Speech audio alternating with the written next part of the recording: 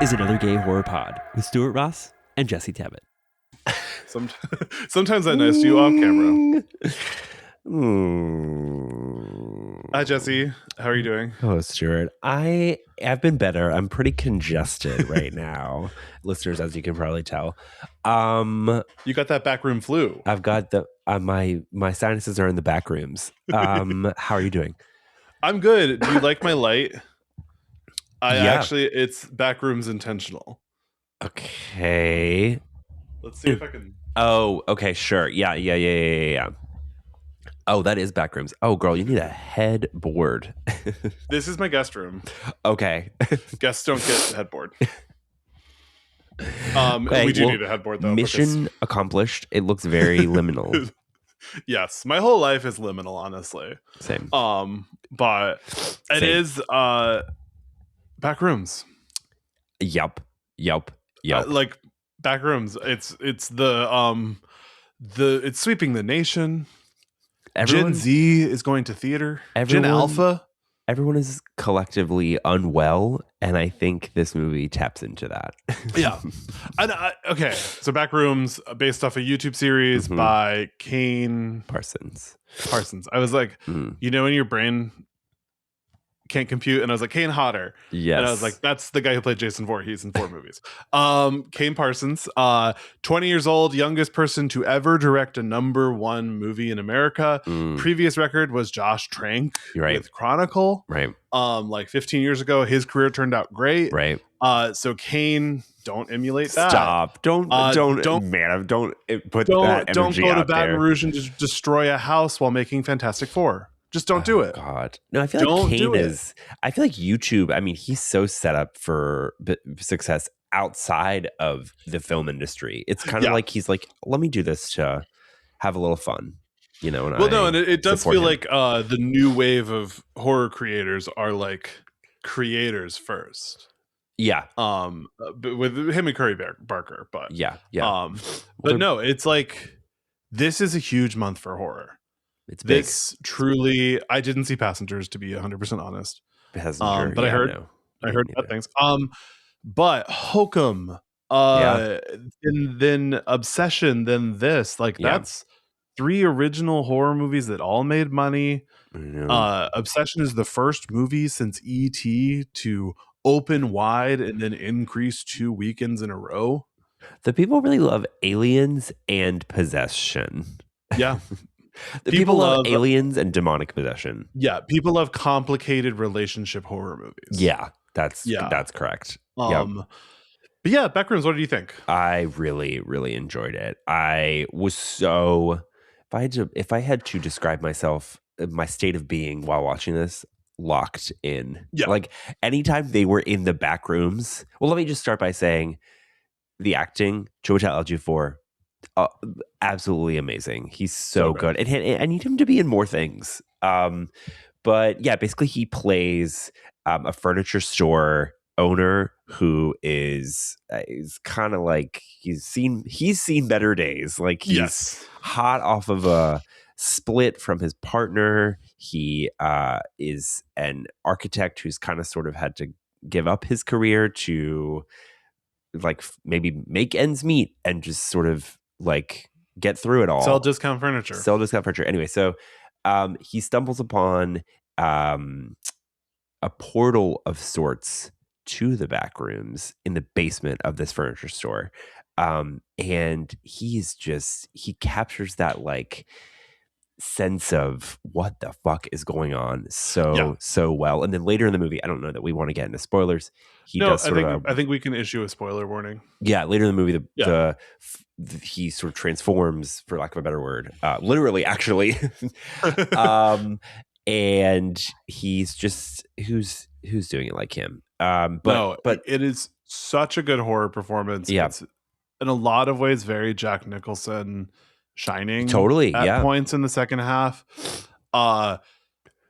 This movie I thought I'm not familiar with Backrooms. Yeah. I watched Backrooms for the first time. Backroom singular.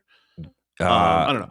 I watched I watched the big one on YouTube, the like 80 million views. There's on like 20 plus of them. So I watched, watched maybe half of them. one. Okay. But because I was at friend's house on Thursday and they're like, you got to see it. And I was like, okay, I do have to watch it. Yeah. And I was like, what is this? And it didn't, I will say the YouTube video didn't capture my attention the way the movie did. Yeah. I mean, that makes sense. I think the YouTube series is sort of kind of built to be stumbled upon or built to be like word of mouth, and then you sort of say, what is this at like midnight, like alone in your fucking room, like, you know, and then you kind of head to Reddit and get more information, because obviously it's a very obtuse concept. And it's, well, and I think watching it with a group of friends on a large TV sort of like loses the zest of it. Right. Absolutely. But it's really, really impressive. The YouTube series and the movie, but the YouTube series is really impressive considering he just used like Blender and like what is Blender? I keep being like, I think Blender. It's like let's say an elevated Premiere. Yeah. Okay. Let's say Avid, maybe. I think maybe. So he's making it with his own sort of computer generated. Correct. Yeah, that's correct. I think it's I'm going to say Avid, and let me get a proper definition for you because I keep hearing it and I'm like, good for him. Good for him. That's what I do. And then I finally was like, I'm sure Jesse knows. Yeah, 3D modeling. 3D modeling. So okay, cool. Yeah. Yeah, I mean the YouTube video was impressive. It just was like it didn't like pull me in the way a movie will pull me in because I'm a movie boy. Yeah, and you get distracted maybe a little easily. You know, we have no choice but to put our phone away when we're in the movies, right? Yeah, you know. Anyway, do you have any more thoughts on? Yeah, I think this is like this. I'm very excited about horror right now. Yeah. And this movie is part of that. We're just like this is the highest grossing opening weekend for an A24 movie. It's the highest grossing opening weekend for original horror movie ever. It's more money than Scream 7. Like it just like this really came out and I will never not. I will go ahead, Whacker one more time. But I think this is capturing sort of the same thing that Five Nights at Freddy's captured, which is something that people are very interested in, and sort of maybe even Minecraft, where it's like something young people are very interested in. Yeah. But this is, to me, the realest of them. Where it's like Five Nights at Freddy's, I don't really understand. I never even saw the second one. I thought the first one was kind of bad. It was bad. I didn't see Minecraft because I'm too old. But I really like this was like a real movie. Like the sets were beautiful. Yeah. There was a lot of intentionality to it. And it could have been bad. I don't know what to tell you. Like it just could have been bad. Yeah, I mean, it's an adaptation of a YouTube series based on a creepypasta story. So like as we know, film adaptations are very hit and miss. Yes. I think like Kane Parsons is a really talented director, and I think I find liminal spaces very unnerving. I think there's another movie this year that I really enjoyed, Exit 8, and also explores liminal spaces. And luckily, both the director of that and Kane Parsons have a really good handle on atmosphere and environment and just unnerving. Like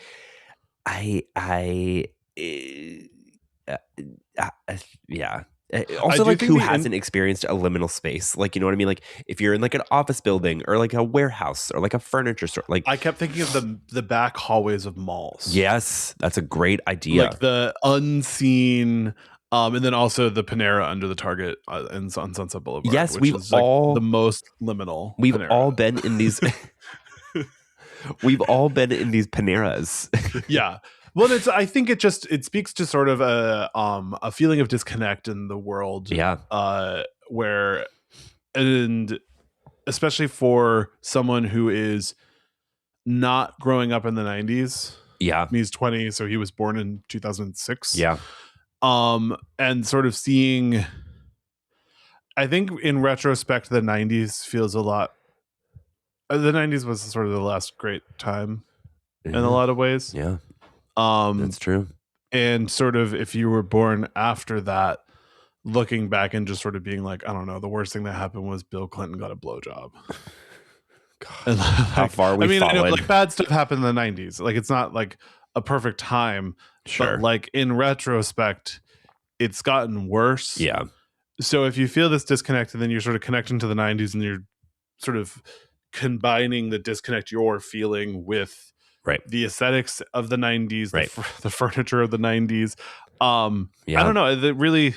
It's really good. And then I just looked it up. The writer of this, who is Will Sudik, is actually like a TV writer. Oh yeah. So they did get someone, and like the script was really good. And that's sort of, I think pairing Kane, who is a first time feature film director, with a more experienced writer, I think really worked to build out. Those two characters felt so real. Yeah, they did feel real. I think I love Renata. I don't know that this is her best performance. I actually, low-key was like, who else could have done this? Oh, but I really think liked it. She was, yeah. I mean, she's good. But I was like, it's kind of like I don't know. She's kind of like, she's giving a subdued performance. Yeah. But I thought it worked really well in conversation with Chettel's more out there performance. Yeah. She makes for a good therapist. I'll say that. I would, you know what? I would spill my tapes. I would spill my secrets to her. I would buy her tapes. I can see, I've heard some criticism about how it's a little too ambiguous, like the ending. We don't really get a clear kind of like picture on what the Backrooms is. And I mean, that's obviously intentional. I think it's Lynchian in a way, right? It's like meant to, we go to the movies to feel things, and this movie sort of kind of like does that and then gets out the door. It like is intended to like make you feel unnerved and doesn't necessarily care about like explaining the ins and outs of that discomfort, which would honestly probably then make you less comfortable. Does that make sense? Well, it does. It makes you feel unnerved the whole time, but it doesn't do what other horror movies do, where there isn't a lot of release. Yeah. There isn't a lot of humor. There's some humor, but there isn't a lot of building tension and then an explosion. Yeah. So it does sort of feel like you get to the end and you've just sort of been building tension the whole time. Yeah. Do you think? And there's not I think the like jump scares and stuff like that operate in a space to let you breathe for a second, right? And then you restart the tension. But I liked how this was just like sort of like once he goes into the back rooms to the end, tension. Yeah, it is. Do you think in the end? Do you think they were like when she's having that conversation with Mark Duplass? They're in the back rooms, right? Yeah.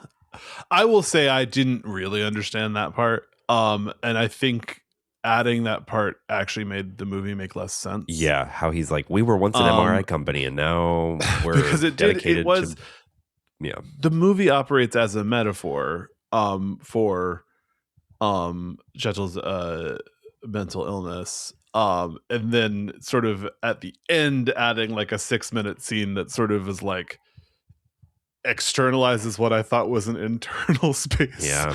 I was like, I guess it just makes it more confusing, which is good. But also I was like, I sort of thought I got the movie, and then I was like, I don't know what they're trying to tell me. Yeah. But I mean, it didn't ruin the effect of the whole movie for me.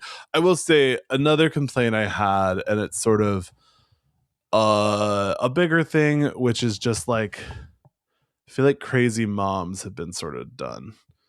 And especially like from Smile to this, having the only trauma that exists in a world of horror be, well, her mom was crazy. Yeah, it's pretty one-dimensional. I didn't think it wasn't that. Yeah, I know. I totally get where you're coming from. She wasn't a big enough character, the mom, that I was like, oh, here we go. So I kind of let that slide. But yeah, I totally see where you're saying. It did feel like Smile. Yeah. Where it was like Zosie Bacon the whole time is like, what you're building towards is her mom trauma. Zosie Bacon would have kind of been, well, she played this role in Smile, to your point, but like Yeah, she would have been good at this. She literally played a therapist. She literally played dealing this with role mom in trauma. Smile. Yeah. Josie Bacon or Renata Rhymes, who did it better? Josie Bacon. Yeah, I agree with but no, I really I think this movie just exists in a. Ooh. This month has made me feel better about movies.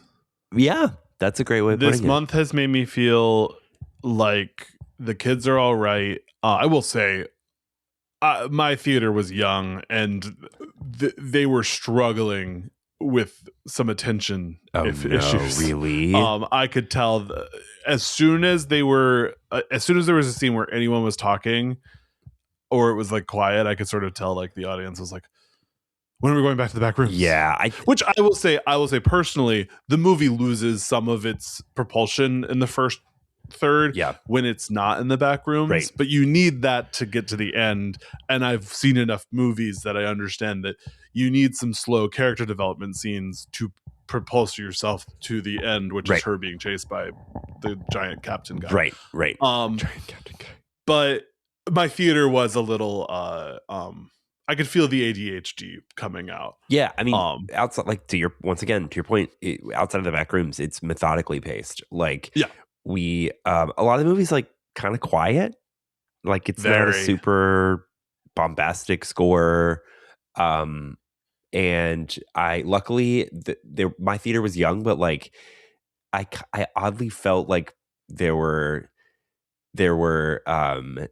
defenders, maybe isn't the right word, but this one girl was like, everybody shut the, like, she was like, let's fucking go. Like she was like kind of sort of rallying everyone to be like, focus, like dial in, you know. I did feel like, have you seen those videos of like trying to manage your Gen Alpha coworker and it's like you're talking and then you hold up one of those videos? Yes. It did feel like maybe we needed that during the quiet scenes. Or the viral lady who was seeing Michael. And have you seen that? And she's like, if anyone needs any, she like gets up before the movie. She's like, if anyone needs anything, my name is so and so, and restrooms off to the right. It's just like a random woman seeing Michael.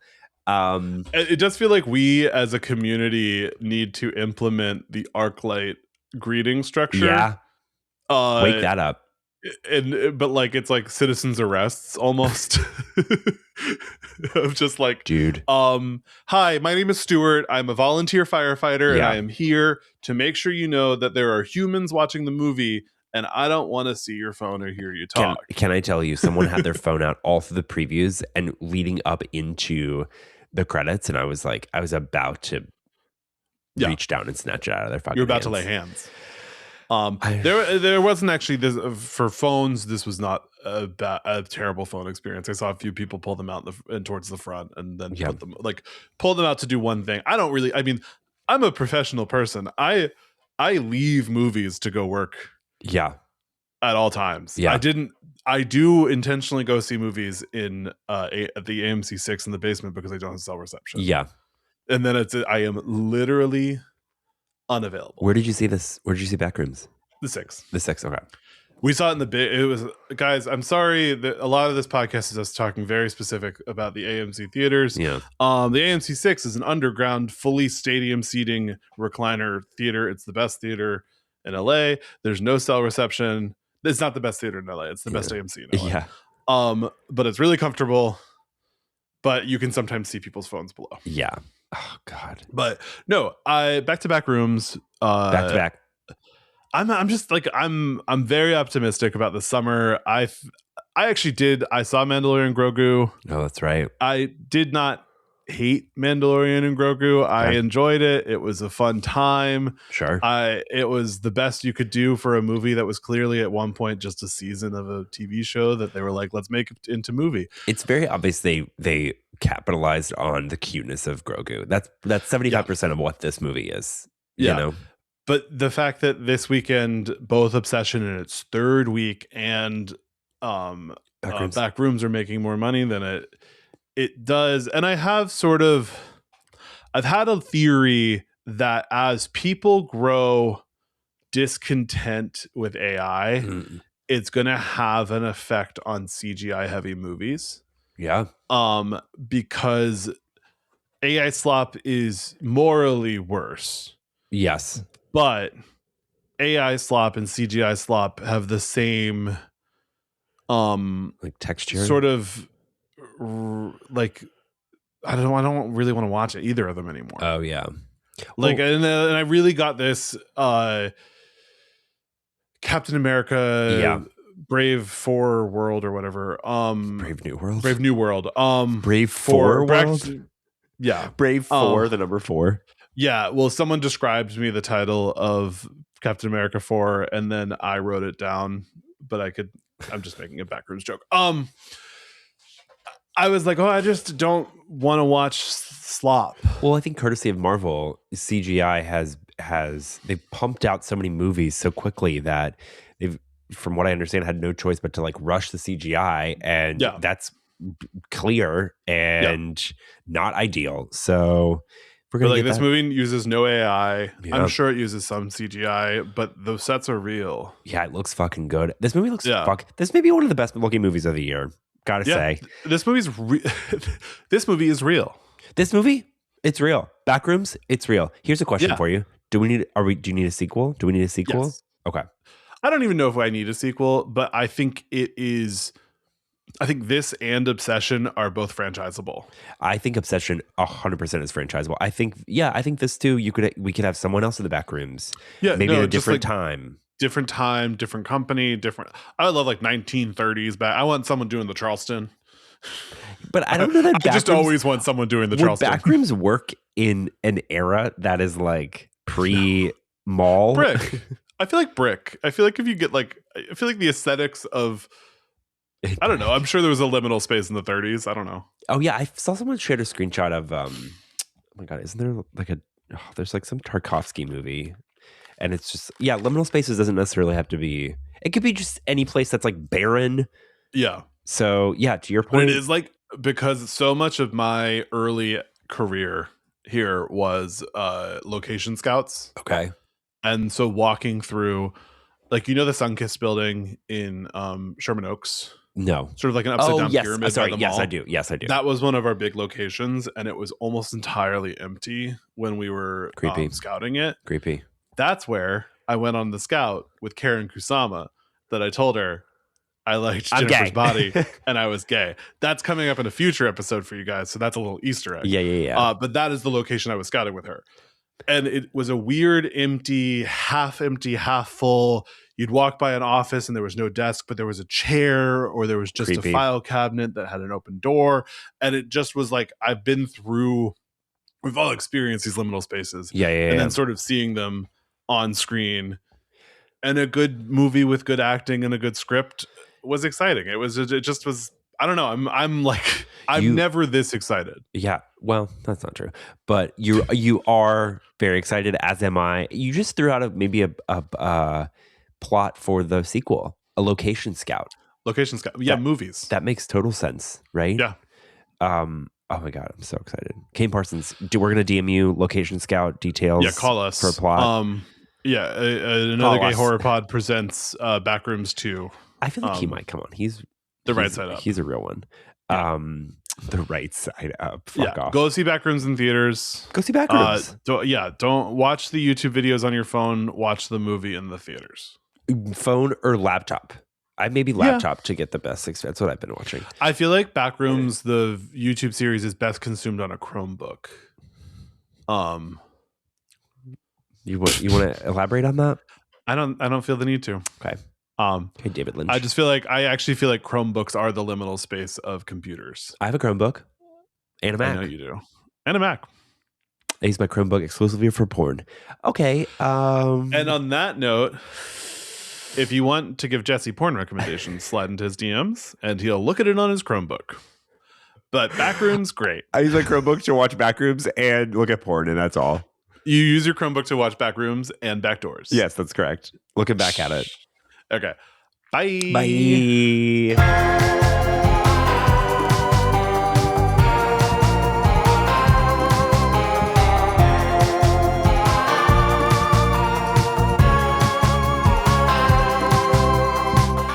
This podcast has been presented and produced by Stuart Ross and Jesse Tappett. edited by Stuart Ross. All recording equipment provided by Photo Booth Productions. To support our podcast, join us at patreon.com/anothergayhorrorpod.